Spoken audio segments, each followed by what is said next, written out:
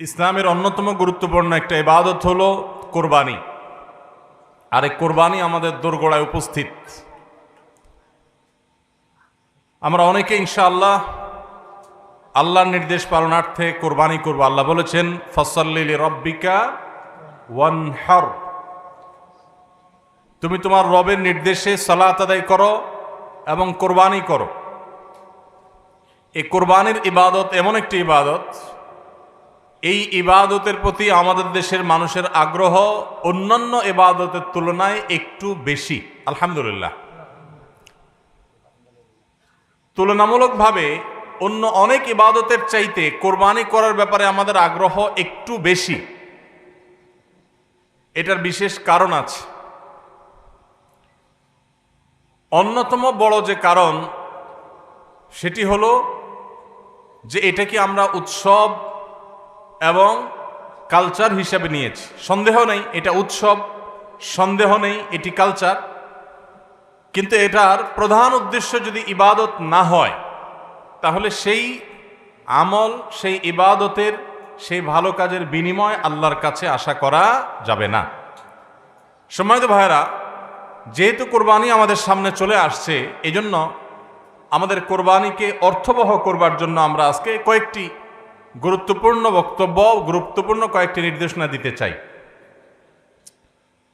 প্রথম কথা হলো যে আমাদের কোরবানির উদ্দেশ্য যদি হয় ফ্রেশ গোশত আহরণ করা, আমাদের কোরবানির উদ্দেশ্য যদি হয় সমাজের মানুষের সামনে নিজের ইজ্জত রক্ষা করা, প্রতি বছর কোরবানি দেই, এবছর না দিলে মানুষ কি বলবে, বাচ্চারা কার মুখের দিকে চেয়ে থাকবে, আত্মীয় স্বজন, নতুন আত্মীয় স্বজন কি মনে করবে, এ সকল উদ্দেশ্য যদি আমাদের কোরবানির পেছনে কাজ করে তাহলে সেই কোরবানি আল্লাহর কাছে মাকবুল বা গ্রহণযোগ্য কোনো কোরবানি হবে না।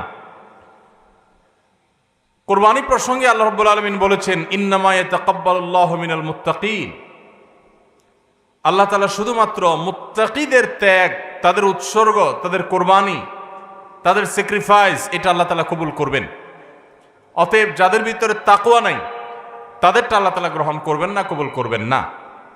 আমরা যে আয়াত পড়েছি সেই আয়াতও দেখেছি, আল্লাহ রাব্বুল আলামিন ইরশাদ করেছেন যে আমাদের কোরবানির রক্ত, আমাদের কোরবানির পশুর গোশত, এর কিছুই কি আল্লাহর কাছে যায়? কিছুই আল্লাহর কাছে যায় না। অন্য সব ইবাদত, আর্থিক ইবাদত, এটার ফিডব্যাক আমাদের কাছে আসে না সাধারণত। আমরা যখন দান সাদাকা করি, দান সাদাকা করলে ওইটা কি নিজে খাওয়া যায়? যখন দান করি, সাদাকা করি, তখন ওইটা আল্লাহর তরফ থেকে গরিবদেরকে দিয়ে দিতে হয়, নিজে খাওয়া যায় না। কোরবানি এমন একটা ইবাদত যে আমরা কোরবানি করার সময় বললাম বিসমিল্লাহি আল্লাহু আকবার, আল্লাহুম্মা লাকা মিনকা ওয়া লাক, আল্লাহ আপনার পক্ষ থেকে পেলাম এবং আপনার উদ্দেশ্যেই কোরবানি করলাম বলতেছি। তো আল্লাহর উদ্দেশ্যে দিয়ে দেওয়ার পর নিয়ম হলো আল্লাহর বান্দাদের মধ্যে গরিব যারা, দুঃখী যারা, তাদেরকে দিয়ে দিব। এটাই তো সাদাকার নিয়ম, দানের নিয়ম।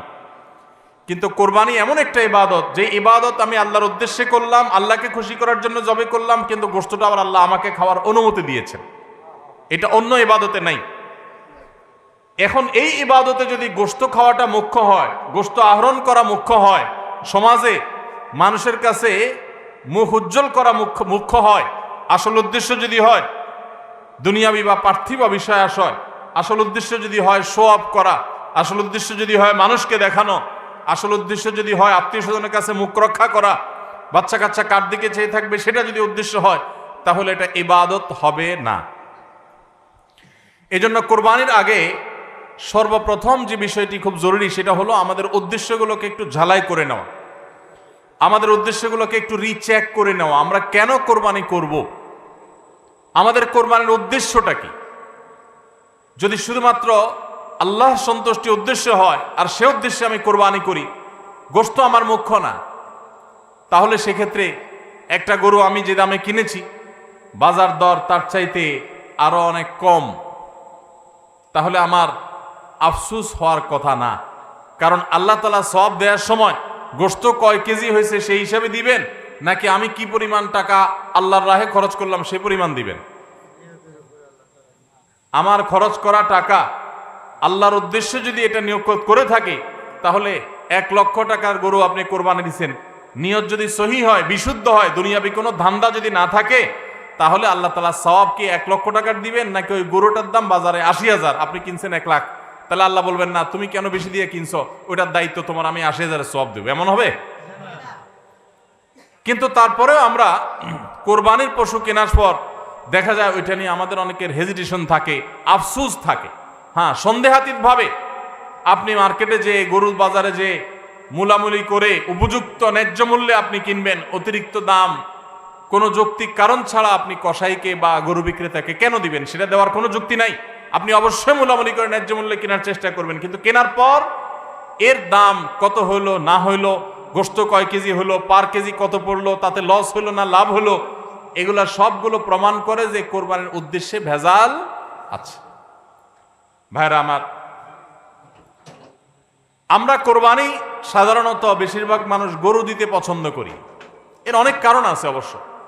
আমাদের দেশে ছাগল উৎপাদন হয় খুব কম, নানা কারণে ছাগল উৎপাদনের জন্য আমাদের এই দেশ, পৃথিবীর অনেক দেশে ছাগল অনেক বেশি উৎপাদন করা যায়। বৃষ্টি বাদল এবং ঝড় তুফানের দেশে ছাগল উৎপাদন করা নানা কারণে কঠিন, যার কারণে গরু উৎপাদন বেশি হয়, আমরা গরু কোরবানি বেশি করি। এটা দোষের কিছু না, বরং এটা স্বাভাবিক। কিন্তু আমাদের অনেকের হয়তো গরু কোরবানি করার মতো সাধ্য নাই, ছাগল কোরবানি করার সাধ্য আছে। তারপরও দেখা যায় হাওলাত বরাত করে হলেও গরু কোরবানি দেই। কেন? কারণ ছাগল কোরবানি দিলে আশেপাশে মানুষ কি বলবে। এরকম জিনিস আমাদের মধ্যে আছে না নেই? যে এত বড় লোক মানুষ, এতদিন তো জানতাম পয়সা করি আছে, উনি আবার ছাগল কোরবানি দিল, তাহলে চোখ মুখ মানুষের সামনে কেমনে দেখাবে? ভাইরা আমার, তো মানুষের কাছে কি বলবো, মানুষ কি বলবে, এই চিন্তা করে যদি গরুর জায়গায় ছাগলের জায়গায় আপনি গরু দেন, হাওলাত করিও দেন, তাতে আপনার এই কোরবানির দ্বারা সওয়াব হবে না। ভাইরা আমার, সবচেয়ে বেশি নিয়তের মধ্যে ভেজাল থাকে যেই ইবাদতে, তার নাম কোরবানি।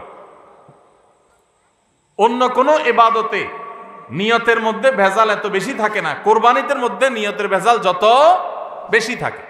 কারণ কি? কারণ হলো ওই যে কোরবানি করার পর এটার ফিডব্যাক, এটার উপকারিতা, গোশতগুলো, এগুলো সব নিজেই ভোগ করে মানুষ, আপনার কাছে আবার ফিরে আসে। এই জন্য নিয়তের মধ্যে ভেজালের সম্ভাবনা অনেক বেশি থাকে। ভাইরা আমার, আমাদের প্রিয় নবী সাল্লাল্লাহু আলাইহি সাল্লাম তিনি কিন্তু গরু কিংবা ওঁট দিয়ে কোরবানি দেন নাই। এর মানে এইটা না যে গরু বা ওঁট দিয়ে কোরবানি দিলে সওয়াব কম হবে, এটা না। উদ্দেশ্য হলো যে ছাগল, দুম্বা, ভেড়া এরকম ছোট পশু দিয়ে কোরবানি তিনি দিয়েছেন, সাহাবায়ে কেরাম অনেকে দিয়েছেন। এখনকার মিডল ইস্টের মানুষ শতকরা বোধহয় 90-95 জন মানুষ হবে, বা আরো বেশি সংখ্যক মানুষ হবে, প্রায় সবাই, তারা কিন্তু ছাগল, দুম্বা বা ভেড়া এই ছোট পশু দিয়ে কোরবানি দেয়। আমাদের দেশে আমরা বড় পশু অর্থাৎ গরু দিয়ে কোরবানি দেই, সেটার যৌক্তিক কারণ আছে। আমি বলেছি যে আমাদের দেশে গরু উৎপাদন করা যত সহজ হয়, ছাগল উৎপাদন করা এত সহজ হয় না, নানা কারণে। গরুর, ছাগলের চাইতে গরুর উৎপাদন বেশি হয়, সেই হিসাবে আমরা করি, ঠিক আছে। কিন্তু যদি উদ্দেশ্য হয় বড় পশু কোরবানি করে আমি বড় কোরবানি দাতা জাহির করব নিজেকে, তাহলে এর মাধ্যমে সওয়াব হওয়া তো দূরের কথা, মানুষ দেখানো ইবাদত করার কারণে শিরকে আসগরের গুনাহ হওয়ার আশঙ্কা আছে। আমার কথা কি বুঝাইতে পারছি? ভাইরা আমার, আমাদের দেশে বাস্তবতা হলো কিছু নেককার মানুষ আছেন, আল্লাহ তাআলা পয়সা করে দিয়েছেন, হালাল টাকা, আবার আল্লাহর উদ্দেশ্যে বড় পশু কুরবানি করে গরিব দুঃখীকে গোশত খাওয়ায়, গরিবদের পুষ্টির যোগান হয়, এরকম নেক উদ্দেশ্যওয়ালা মানুষ আছে আলহামদুলিল্লাহ। কিন্তু এই সীমিত সংখ্যক মানুষ ছাড়া সাধারণত গরুর সাইজ যত বড় হয় নিয়তের ভেজাল তত বেশি হয়। আমি কি আপনাদের বুঝাতে পারছি? সাধারণত গরুর সাইজ যত বড় হয় নিয়তের ভেজাল তত বেশি হয়। সব ক্ষেত্রে এটা প্রযোজ্য না। অনেক নেককার মানুষ আছেন যে গরুর সাইজে বড়, মাশাআল্লাহ নিয়তটাও খালেস, আবার উপার্জনও হালাল, এরকম আল্লাহর বান্দাও আছেন, কিন্তু তাদের সংখ্যা খুবই কম। সাধারণত গরুর আকার যত বড় হয়, এই বেশিরভাগ এই শ্রেণীর কোরবানি দাতাদের নিয়তে ভেজাল বেশি হয়। আপনি ঢাকা চলে যাবেন, গুলশান, বাড়িধারা, ঢাকার একেবারে এলিট শ্রেণীর মানুষের বসবাস যে সমস্ত এলাকা, সে সমস্ত এলাকায় দেখবেন এক এক বাড়ির ভিতরে গ্যারেজে বিশাল বড় বড় 3টা 4টা 5টা গরু, এক একটা 4 লাখ 3 লাখ 5 লাখ এরকম দামের গরু। এই বাড়িওয়ালাদের বেশিরভাগ লোকদেরকে দেখবেন জীবনে এরা মসজিদের ধারে কাছেও যায় না, কিন্তু কোরবানিটা করে মাশাআল্লাহ। কারণ কি? একে তো কোরবানি করে গরিব দুঃখী লাইনে দাঁড়ায় থাকবে, আপনার চেয়ারে বসে বসে গরিব দুঃখীরে কোরবানি গোশত দেব, ভালোই তো লাগে। একটা বাকাওয়াতি জাহির হয়, দানবীর সেটা জাহির করা যায়, উৎসব হয়, আনন্দ হয়। আমি আগে বলেছি কোরবানি এটা উৎসব, কোরবানি একটা ইবাদত, এটা ইসলাম এবং মুসলমানদের সংস্কৃতি, সন্দেহ নেই। কিন্তু সব কিছুর উপরে ইবাদতের মানসিকতা প্রাধান্য থাকতে হবে। কারণ ইব্রাহিম আলাইহিস সালাম যে কোরবানি করেছিলেন, সেই কোরবানি মূলত আল্লাহর নির্দেশ পালনার্থে করেছিলেন। তিনি মূলত আল্লাহর কাছে প্রমাণ করেছেন বা আল্লাহর কাছে প্রকাশ করেছেন যে আল্লাহ যত আদেশ করেন, যত নিষেধ করেন সব তিনি মানবেন। এমনকি নিজের সন্তানকে কোরবানি করার নির্দেশ আল্লাহ করার পর সেটাও মানতে তিনি প্রস্তুত হয়েছেন। আল্লাহ সন্তান কোরবানি হইতে দেন নাই, কিন্তু তিনি পরীক্ষায় পাশ করে ফেলেছেন। এই কোরবানি আমাদেরকে শিক্ষা দেয় আল্লাহর আদেশ নিষেধ আমার যুক্তিতে ধরুক আর না ধরুক, আমার বুঝে খাটুক বা না খাটুক, আমার পক্ষে যাক আর বিপক্ষে যাক, আমার ভালো লাগুক আর না লাগুক, সর্বাবস্থা আমি আল্লাহর আদেশ নিষেধ মেনে চলবো। এটাই হলো কোরবানির প্রধান শিক্ষা। আল্লাহ তাআলা আমাদের সবাইকে সেই শিক্ষা মাথায় রেখে শুধুমাত্র আল্লাহকে খুশি করার উদ্দেশ্যে কোরবানি করার তৌফিক দান করুন। মেয়ে বিয়ে দিয়েছেন বা ছেলে বিয়ে করাইছেন, ব্যয়ের বাড়ি থেকে মেহমান আসবে, ব্যয়েরা জিজ্ঞেস করবে ব্যয় কি কোরবানি দিচ্ছেন, একটা ব্যাপার সেপারাস। তখন যদি বলেন যে ব্যয় সাহেব এবার টাকা পয়সা হাতে নাই, সেজন্য এবার কোরবানি দিব না, তাহলে মুখ থাকে। এই জন্য একটা কোরবানি দেওয়া লাগে। এই কোরবানি কি ব্যয় হিসাবের জন্য হলো না আল্লাহর জন্য হলো? এই ব্যয় হিসাবের জন্য কোরবানি করলে সেটা সওয়াব হবে না, বরং শিরক হবে, শিরকে আসগর। এটাকে শিরকে আসগর বলা হয়। আল্লাহ তাআলা আমাদের সবাইকে আল্লাহকে খুশি করার জন্য কোরবানি করার তৌফিক দান করুন। আল্লাহকে খুশি করার জন্য যে কোরবানি করছেন, মাঝে মধ্যে একটু অ্যাসিড টেস্ট করবেন। অ্যাসিড টেস্ট বলবো, ধরেন আপনি প্রতি বছর গরু কোরবানি করেন, এক বছর হঠাৎ করে ছাগল কোরবানি করেন, ছাগল কোরবানি করেন। আপনি বলবেন এই বছর তাহলে তো গরু গোশত দিতে পারবো না, তো আরো কয়েকটা ছাগল কিনে কোরবানি আরো বেশি করা যায়, তো একজনে একটা বেশি করলে সমস্যা নাই। ছাগল অনেকগুলো কিনে গরিব দুঃখীদেরকে দিয়ে দেন, তারা কোরবানি করে তারা গোশত খায় ফেলাকে আপনার তরফ থেকে কোরবানি হয়ে যাবে। আপনি একটা ছাগল করেন, দেখেন এটা মানাইতে পারেন কিনা নিজেরই। যদি কোনো অসুবিধা না হয় মানাইতে, তাহলে আলহামদুলিল্লাহ আল্লাহ শুকর আদায় করতে পারেন যে আপনার নিয়তের মধ্যে বোধহয় ভেজাল নাই। আর যদি মনে হয় না প্রতি বছর গরু দেই, এবার ছাগল দিলে কেমনে হয়, মানুষ কি বলবে, তাহলে বুঝতে হবে ডাল মে কুচ কালা নেই, পুরা হি কালা হয়। আল্লাহ তাআলা আমাদের সবাইকে ইখলাসের সাথে তাকওয়ার সাথে কুরবানির এই আমলটি সম্পাদন করার তৌফিক দান করুন।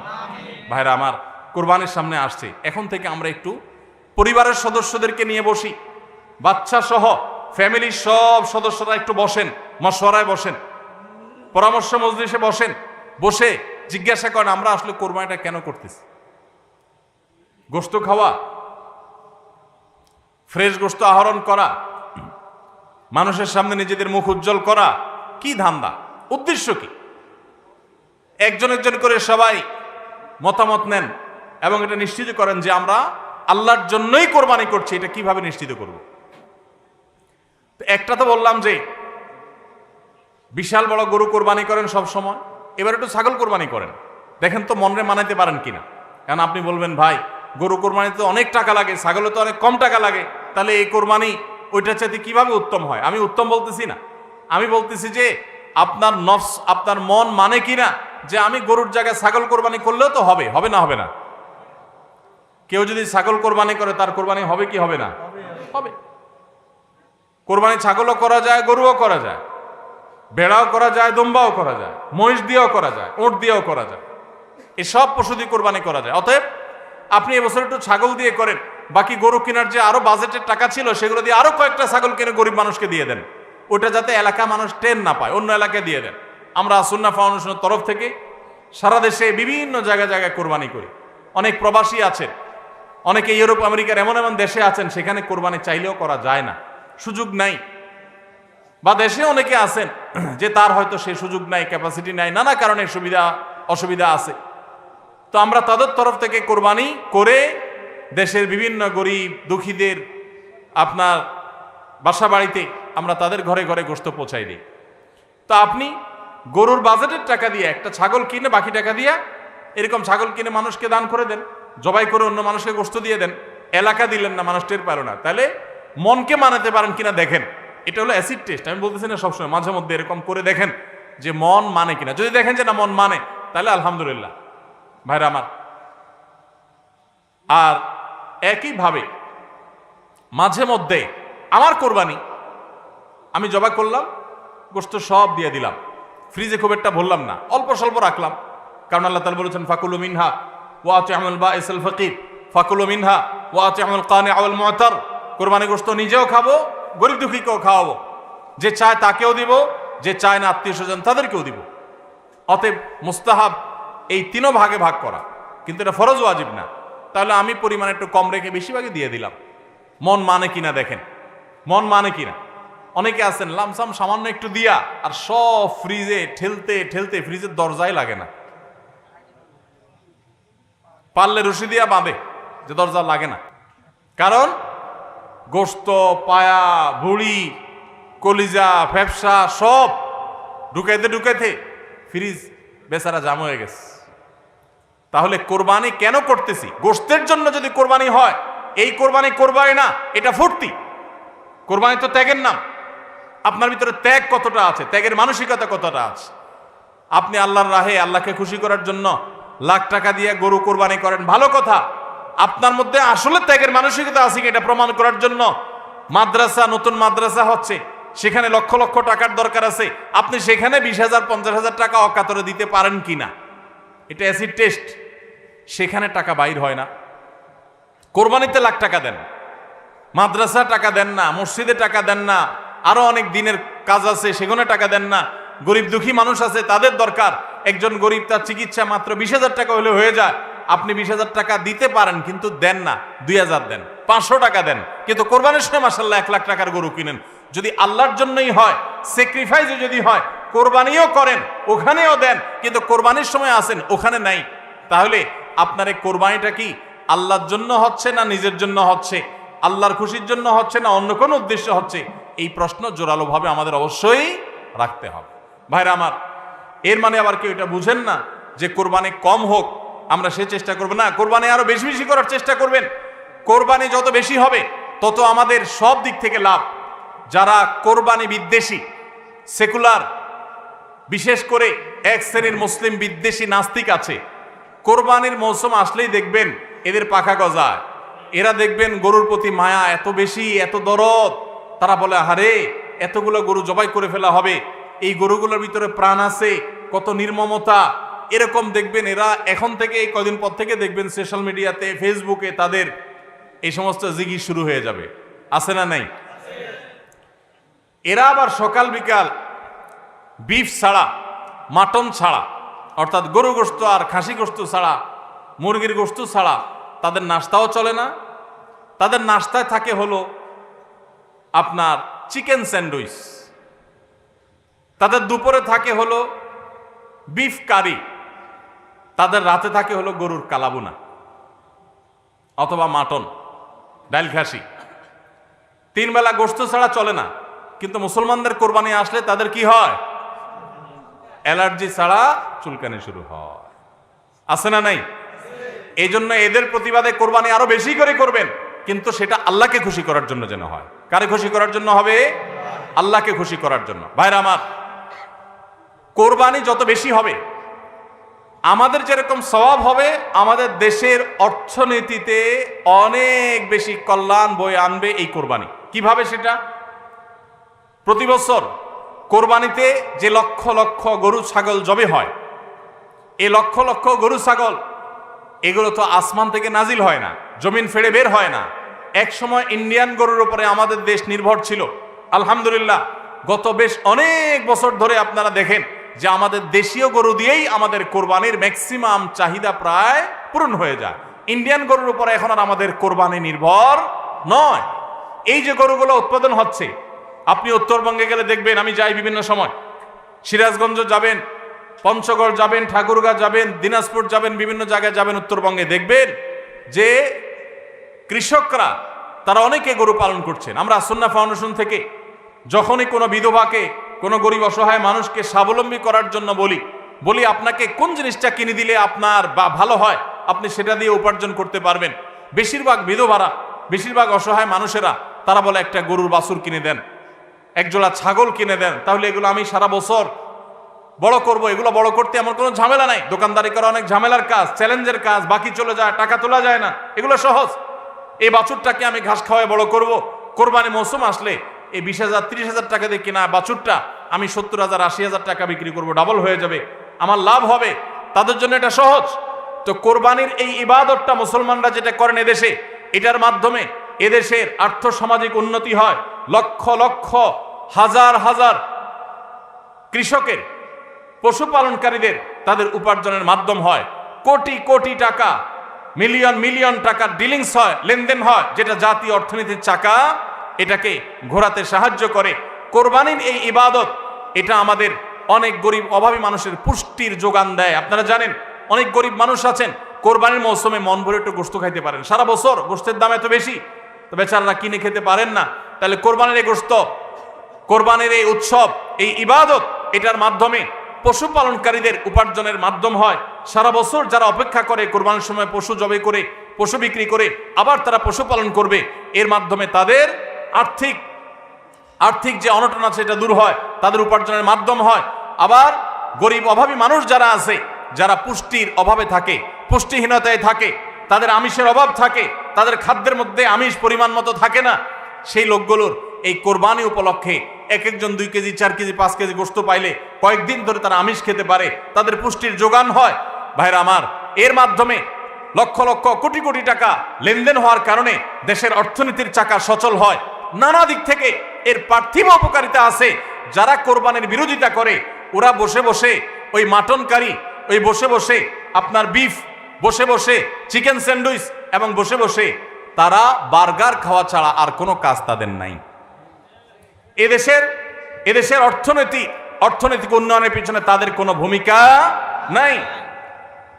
প্রবাসের যে রেমিটেন্স এদেশে আছে, যত রেমিটেন্স আসে, যেটি আমাদের দেশের অর্থনীতির চাকাকে সবচেয়ে বেশি সচল রাখে, গার্মেন্টস শিল্প একটা চাকা আর রেমিটেন্স আরেকটা চাকা, এই দুইটা চাকা আমাদের দেশের অর্থনীতিকে মূলত সচল রাখে। সবচেয়ে বেশি বৈদেশিক মুদ্রা আমরা কামাই এই দুইটা মাধ্যমে।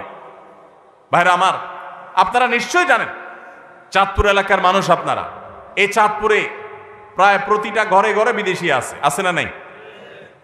প্রত্যেকটা ঘরে ঘরে প্রায় অনেক প্রবাসী ভাইরা আছে।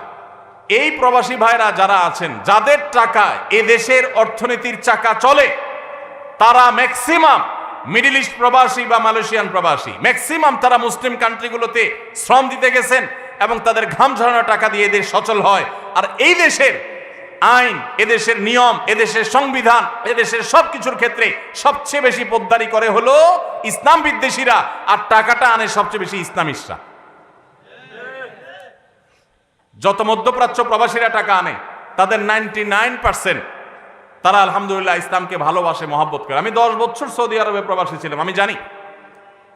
আমি মিডল ইস্টের বিভিন্ন দেশ ঘুরে ঘুরে প্রবাসীদের ব্যক্তিগত জীবন, তাদের চিন্তা দর্শন, এগুলোকে কাছে থেকে দেখার সুযোগ আমার হয়েছে।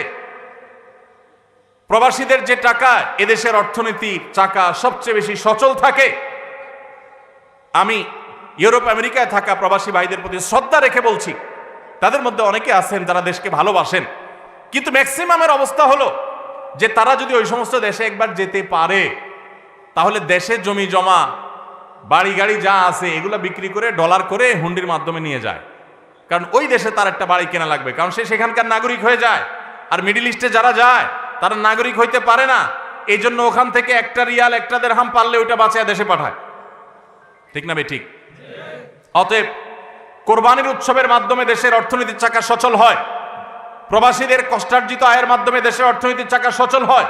এদেশের অর্থনীতির চাকা সচল হওয়ার পেছনে সবচেয়ে বেশি ভূমিকা যাদের, তাদের বিরুদ্ধাচরণকারী, যাদের কোনো ভূমিকা নাই, বসে বসে বার্গার খাওয়া ছাড়া, চিকেন আর বিফ কাট আপনার মাটন খাওয়া ছাড়া যাদের আর কোনো কাজ নাই, এরাই কোরবানি আসলে গরুর জন্য মায়া কান্না শুরু করে। এজন্য এদের প্রতিবাদে আরো বেশি বেশি করে কোরবানি করবেন। আপনাদেরকে কোরবানি কম করতে বলি নাই, কিন্তু কোরবানির উদ্দেশ্য যেন হয় আল্লাহকে শুধু খুশি করা, সেটা নিশ্চিত করতে হবে। সবাই চেষ্টা করবো তো ইনশাআল্লাহ। আল্লাহ আমাদের সবাইকে আল্লাহর উদ্দেশ্যে কোরবানি করার তৌফিক দান করুন। তাহলে কোরবানি আসার আগে আগে নিজেকে নিজে জিজ্ঞাসা করবেন, পরিবারের সদস্যরা বসে নিজেদের মধ্যে পর্যালোচনা করবেন যে আমরা কোরবানিটা কেন করছি, আমাদের উদ্দেশ্যটা কি। আমাদের উদ্দেশ্য হবে আল্লাহর নির্দেশ পালনার্থে আমি আমার অর্থ করি, এটা ব্যয় করলাম। একটা পশু কিনলাম, ঈদের আগের রাতে কিনবেন না, পারলে 2-4 দিন আগে কিনবেন। যত বেশি আগে কিনতে পারেন তত ভালো। কিনলে ওই পশুটাকে আপনি নিজে হাতে খাওয়াবেন, গোসল করাবেন, ওইটাকে পরিপালন করবেন, প্রতিপালন করবেন, ওটার মধ্যে একটা মায়া হবে। এরপরে সেই পশু যখন জবে হবে নিজের কাছে একটু খারাপ লাগবে। এটা এক ধরনের স্যাক্রিফাইস। ফজর নামাজ যখন পড়বো মনে চায় না, তারপরে কষ্ট করে উঠে পড়বো, এটা স্যাক্রিফাইস। তো কোরবানির এই ইবাদত আমাদেরকে স্যাক্রিফাইস এবং ত্যাগ শিখায়। আল্লাহকে সন্তুষ্ট করার জন্য আমরা যেই কোনো ধরনের স্যাক্রিফাইস করার চেষ্টা করব। আল্লাহ আমাদের সবাইকে তৌফিক দান করুন। ভাইরা আমার, আমাদের কোরবানি যেন অর্থবহ হয়, বিশুদ্ধ হয়, এবং আমাদের কোরবানি যেন ত্রুটি মুক্ত হয়, এই ইবাদতের সওয়াব যেন আমরা আল্লাহর কাছে লাভ করি, সেজন্য দ্বিতীয় যে পরামর্শ দিতে চাই বা যে দ্বিতীয় আমলটি কথা বলতে চাই সেটি হলো কোরবানির পশু নাবে সে সমস্ত কসাইদেরকে উপযুক্ত মজুরি আমরা দিব, তাতে কোনো কার্পণ্য করব না। কিন্তু কোরবানির পশুর কোনো গোশত মজুরি হিসাবে দেওয়া যাবে না। কোরবানির পশুর গোশত যদি মজুরি হিসাবে দেন তাহলে সেটা জায়েজ হবে না, আপনার কোরবানি হবে না।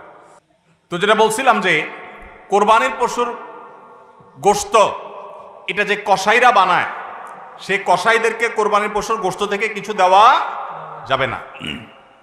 এখন আপনি বলবেন, ভাই কেমন কথা, যেই বেচারা কোরবানির পশুটা জবে করলো, সরি গোশতটা প্রস্তুত করলো, চামড়াটা ছিললো, এত কষ্ট করে বানাইলো, গোশতগুলো সব নিয়ে বাসাতে উঠে যাবো আর তার কিছুই দিব না, কেমন হয়? দেখতে মনে হচ্ছে এটা অমানবিক না? আসলে কাহিনী ভিন্ন। কাহিনী কি? কাহিনী হলো কোরবানির পশু আমরা যখন জবাই করলাম, বিসমিল্লাহ আল্লাহু আকবার, আল্লাহুম্মা মিনকা ওয়ালাক, এটা যখন জবাই করলাম আল্লাহর নামে, তখন এই পশু আল্লাহর নামে জবে হয়ে গেছে। এটা মূলত যেটা বললাম গরিব দুঃখীকে দেওয়ার কথা। কারণ আমরা যখন জাকাত দেই, সাদেকা দেই, তখন কি ওটা নিজে খাইতে পারি? আর তাহলে কোরবানির গোশত তো খাইতে পারার কথা না, কিন্তু আমরা খাইতে পারতেছি কেন? আল্লাহ তাআলা এই একটা আর্থিক ইবাদত আল্লাহ কবুল করেছেন। আমরা যখন সহি নিয়তে যদি করে থাকি আল্লাহ কবুল করে, এরপর বলেন ঠিক আছে তোমাকে দিলাম, তুমি খাও, আমার তরফ থেকে, আল্লাহর তরফ থেকে এবার আমি খাই। তো এই কোরবানির গোশত এটা বিক্রি করা জায়েজ আছে না জায়েজ নাই? না জায়েজ। কেন জায়েজ নাই? কারণ এটা তো ওই যে আল্লাহ আমাকে হাদিয়া দিয়েছেন গ্রহণ করার জন্য, আল্লাহর নামে দিয়ে দিয়েছি, এটা আমি বিক্রি করার সুযোগ নাই। এখন কসাইকে যদি আমি গোশত দেই পারিশ্রমিক হিসাবে, তাহলে এটা একরকম বিক্রি করার মতো হয়। কিভাবে? তিনি কষ্ট করেছেন, তাকে তার বিনিময়ে দিলাম, তাহলে বিক্রি করার মতোই হলো। আমি গোশতটা তাকে একটা বিনিময় নিয়ে দিলাম, গোশত দিয়ে টাকা নিলাম, বিক্রি করা এটা, এখানে গোশত দিয়ে শ্রম দিলাম, একই জিনিস। এই জন্য এটা জায়েজ নাই। তাহলে কি করবেন? কসাইকে তার ন্যায্য মূল্য দিবেন। একটা গরু বানানোর জন্য যা লাগে তা পুরাটা দিবেন এবং আগে ভাগে এগুলো চুকায় নেবেন। মুশকিল হলো কসাইরা জানে যে একটা গরু বানাইতে হয়তো বাজার দর অনুযায়ী সে 10,000 টাকা নিত, এখন সে 8,000 রাজি হয়ে গেছে। কেন 8,000 রাজি হয়ে গেছে?